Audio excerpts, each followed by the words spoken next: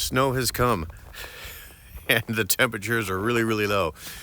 So it's going to be a second before I can get back to the how long does it take series of videos. And I had an idea about something to fill the gap between. So let's go into the closet of doom and I'll explain what I'm thinking we're going to do. All right, we had an idea.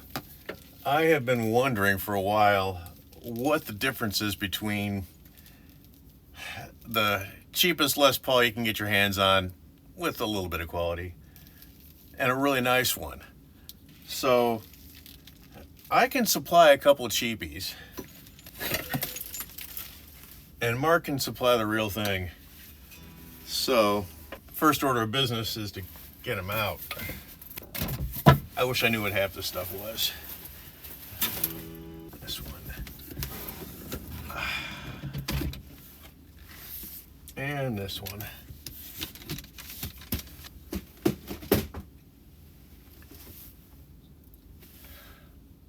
So let's see what happens.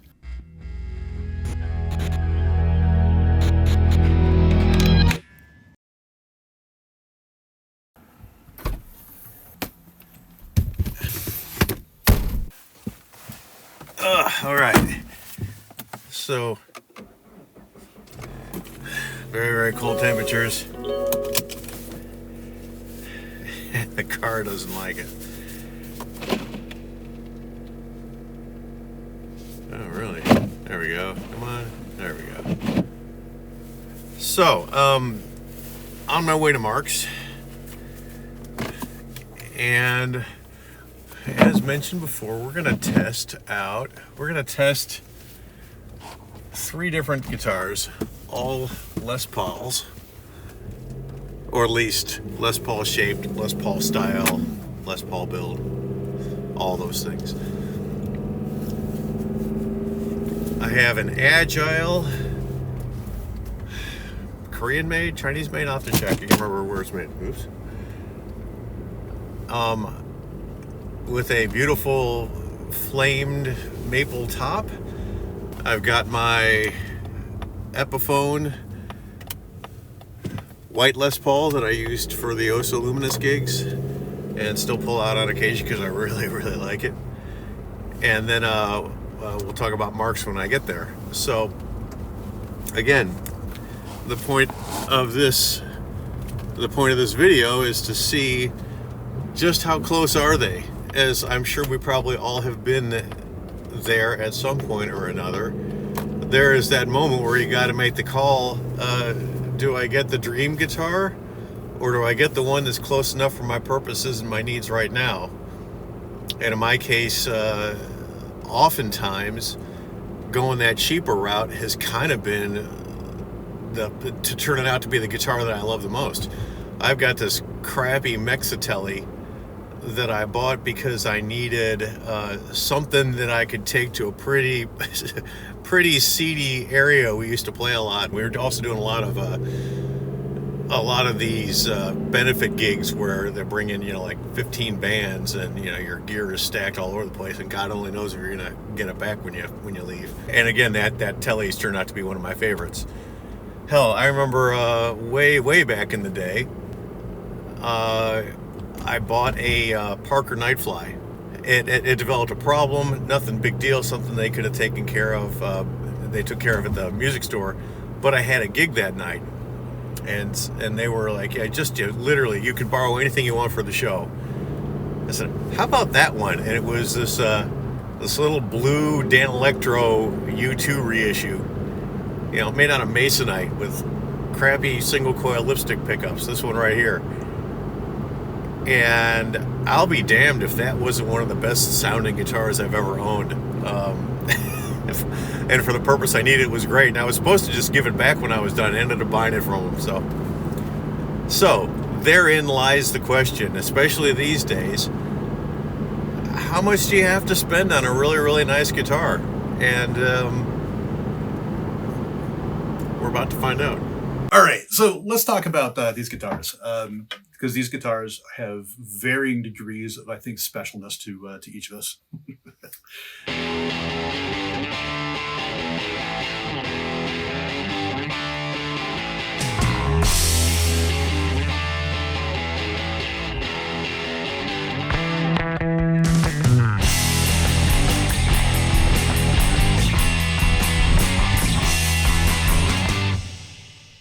This guitar in particular is a 1981 Les Paul Custom. I acquired this in 1987 at Buddy Rogers Music in Cincinnati, Ohio. This guitar was purchased for $600. I took a loan from my friend for $300. I never paid him back. He's since forgiven the loan. What a guy. So I basically got this Les Paul for $300. $1987. It has since been through the ringer. I played this in many bands, and I've made many recordings with it. I put my fair share of wear on the guitar. As you can see, I've actually worn a hole in the finish of the back of the neck.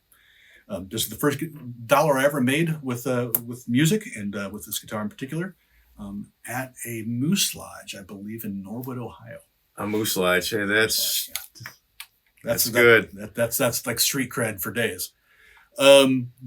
There's been a little bit of modification done to this guitar. The electronics have been returned to all original. All the electronics are completely stock.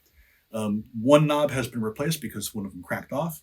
At one point in time, this guitar had a piezo bridge on it because I like to roll that way.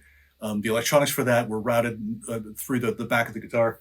And at one point in time, I had drilled a hole in the top of this guitar to accommodate a switch for that piezo pickup. Never should have done that, but I was then convinced that I needed to have the guitar refinished. And fortunately, a local luthier by the name of Mr. Tom Weber, who went on to do guitar tech for Edward Van Halen, took pity on me and refinished just the top of this guitar in the same silver burst finish. So that's why there's a little bit of a difference between the back and the top. The pickups these are pickups of my own design. They are made to closely resemble kind of a hot PAF pickup. So in other words, it's got Alnico 5 magnets in these pickups. They're wound not hot at all. They're wound kind of moderately. Everything else in the guitar is completely stock.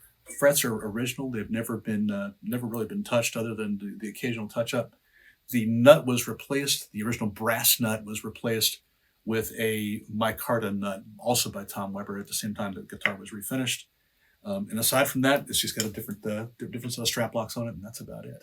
Fantastic guitar and a faithful companion in my life for well over 30 years now.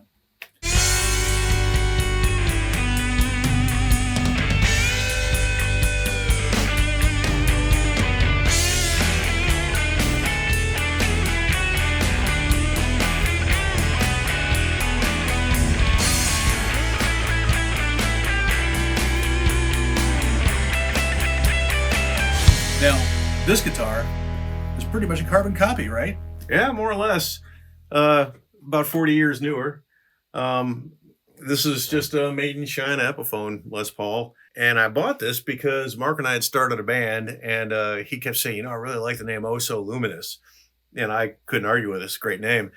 And we started playing with the idea of, okay, if we're going to call the band Oh So Luminous, let's play with that lighting theme. And so Mark had a black bass. I thought, let me get a cheap $800. So I guess that is cheap these days. So got this, and it sounds to me, it's a little bright. It's got a lot of options on it. What did we figure out? It's got a coil splits here, and then a series parallel on the tone, exactly. Which I don't think I knew. I went back and even looked at. I got this from Sweetwater probably about 4 years ago. Yeah, it would have been about four years ago. And I even went back and looked at this exact instrument on their website, like before filming this, and it doesn't list anything about the push-pull pots. Just doesn't say. So these are, what do they call them? Pro buckers. The fin finish is actually quite nice. I don't see any gaps anywhere. And the neck on this is much more of a D shape. It almost, after playing that thing, it feels flat. But the difference in neck is, I think, going to appeal to different players, right? Yeah. Because with a big meaty neck like this, for guys like me, I'm a complete cowboy cord meathead. I like to hang my thumb over the top of the neck. This neck is going to appeal to folks that like to put their thumb on the back of the neck and play like that. So this guitar is going to appeal to classical guys, shredders, like the folks who like to really, really play fast. This is much more of a meat and potatoes type of guitar. Yeah, and that's that's past the fifth fret. That's the kind of neck that I'm used to playing to. That's sort of what I grew up on as well.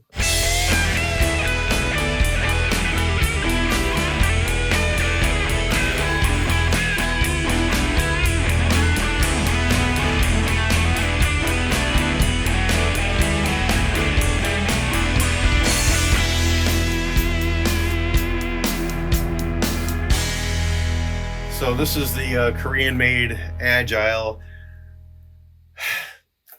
Weighs probably a little bit less than the Epiphone. Maybe, it might be about the same. And I bought this because it was cheap. And I wanted a really pretty Les Paul type guitar. I wasn't looking for anything super nice. I just was at that point in my life, I wasn't rolling in cash. But all the instruments I had were either pretty beat up looking or didn't have quite this, the Les Paul tone that I kind of needed for whatever I was doing at the time. The neck is right between in beefiness versus less beefiness. It's a little bit of a D, it's more of a C, really. And if you look at it across the light, we are 90% sure this is actual flamed wood and not a photo finish. 5-way binding around the edge. It's actually quite nice. I noticed with this guitar, the tuners on it, these are Grovers, and they are super, super high quality. The absolute butter. Had no issues with them at all. The work on the nut is also exquisite, and there was no hang-ups or anything like that. I do work on guitars like this all the time. This is a nut I would not have touched at all if I was doing a setup on this, which I actually did because we changed the strings on all three of these guitars just prior to filming this. But the fit and finish on this guitar, it's impeccable. It's fantastic. I noticed little things like the metal that makes up the bridge and tailpiece. It's not quite as heavy duty as what is on the USA Gibson, but otherwise it's a really, really nice serviceable guitar. Now here's the big question: this 1981 Les Paul. If you look on Reverb right now, you're going to find that the guitars like this, even with a refinished top like this one has, you can't locate one of these for anything less than around $3,700. So my question then becomes, is this guitar worth $2,300 less than this guitar? Is this guitar worth $2,300 more than this guitar? I'm going to say no. I played both of these back to back in the last 30 minutes, and I can tell you that this guitar and this guitar play almost identically the same. I say this guitar plays a little bit better, probably because this is my personal guitar. It's set up a little bit differently than yours. But like in terms of like the sounds that we got out of them, yeah, I was pretty impressed. Well, I'm impressed by all three of these guitars, but then again, I'm also a fan of the Les Paul sound. And it's the age old question. It's like, I totally understand, building these things, I get why it's going to be more expensive. It's better wood, it's better hardware. It's, you put the piezo bridge on, which is going to be, an extra $300 just for the bridge. If I put the nicer controls in, those are going to be more expensive. And precisely, I built the guitar I built for my buddy Matt that we finished up about 3 months ago. Just the wood and the initial hardware investment was $1,700. That was before any work was done, so I get it.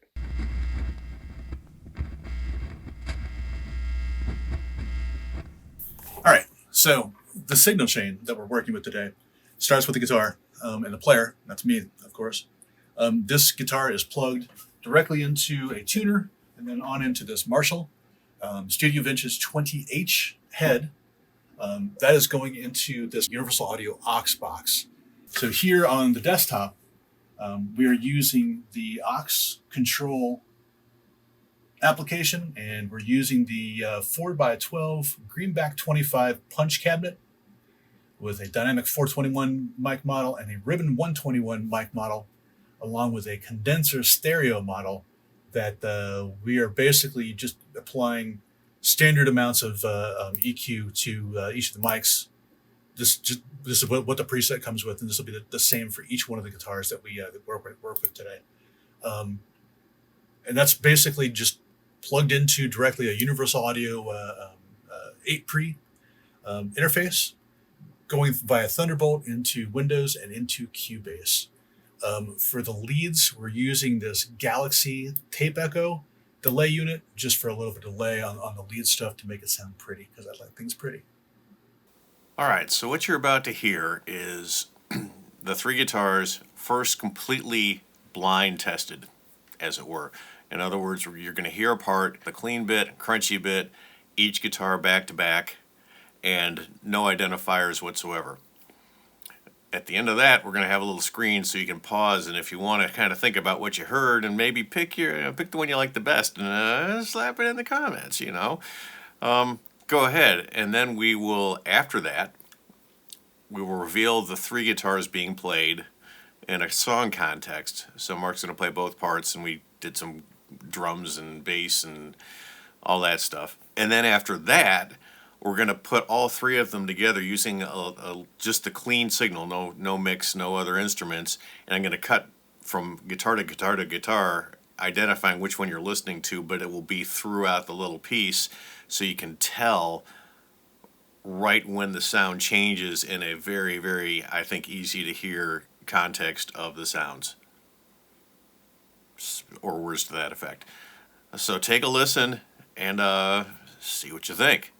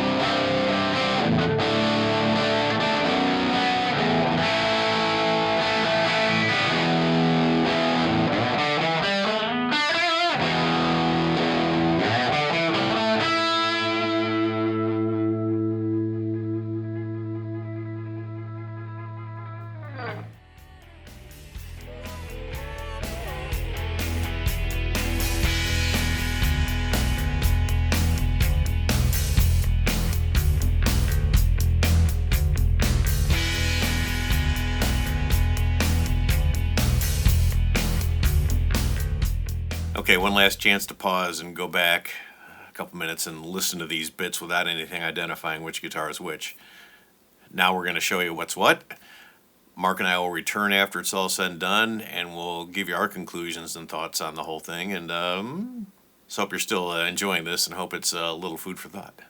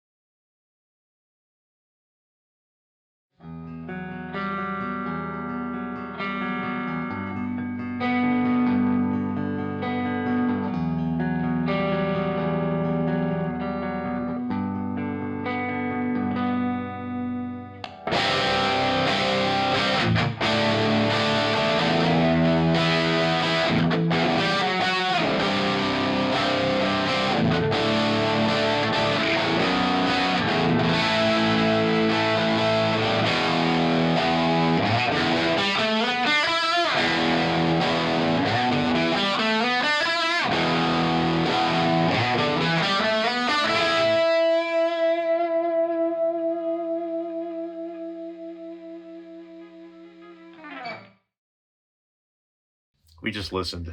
We just listened to all three of these back to back, and they're really, really close. I mean, what would you expect? There's three Les Pauls playing the same part, basically on the same pickups, and I played them as closely as I possibly could. Yeah.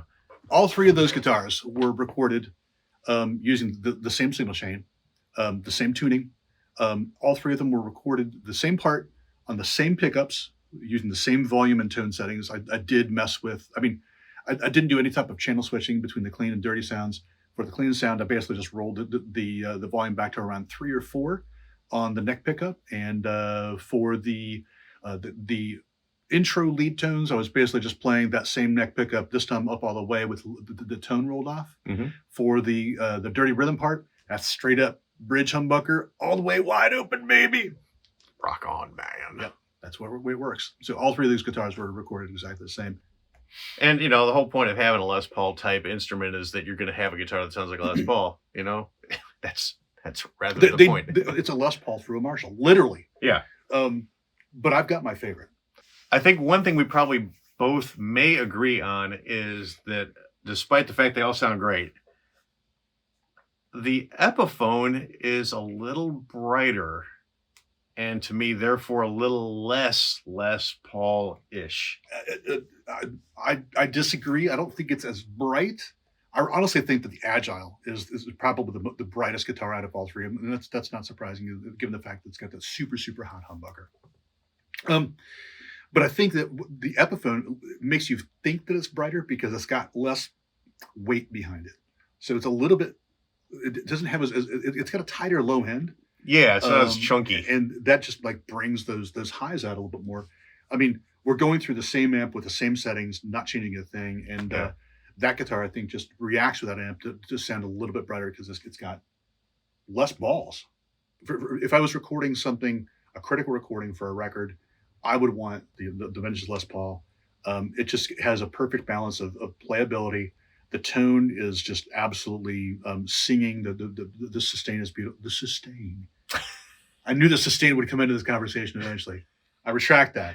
The heck with all right, sustain. Nigel.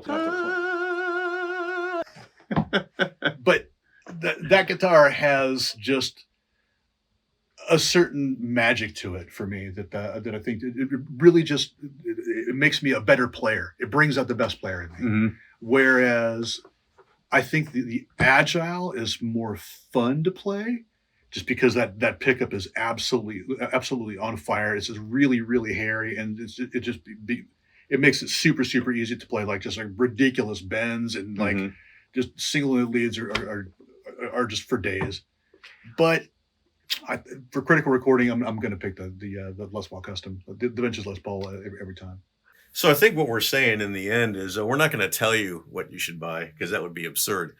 I would say of the three guitars, if I didn't care about anything other than having a cool Les Paul shaped guitar that sounds awesome, I think I'd go with this. I mean, I love that. Don't get me wrong. I love the classic Les Paul, but as you just said, is it worth an extra $3,000? For me, no. For me, no. See, I'm a little bit more of a purist. Don't get me wrong. I've got a few guitars in my collection that are ultimately very, very cheap guitars. I've got a couple in my rack over there that I've got many sub $300 guitars, and I have made it my mission to learn how to take those guitars and elevate them to a different level.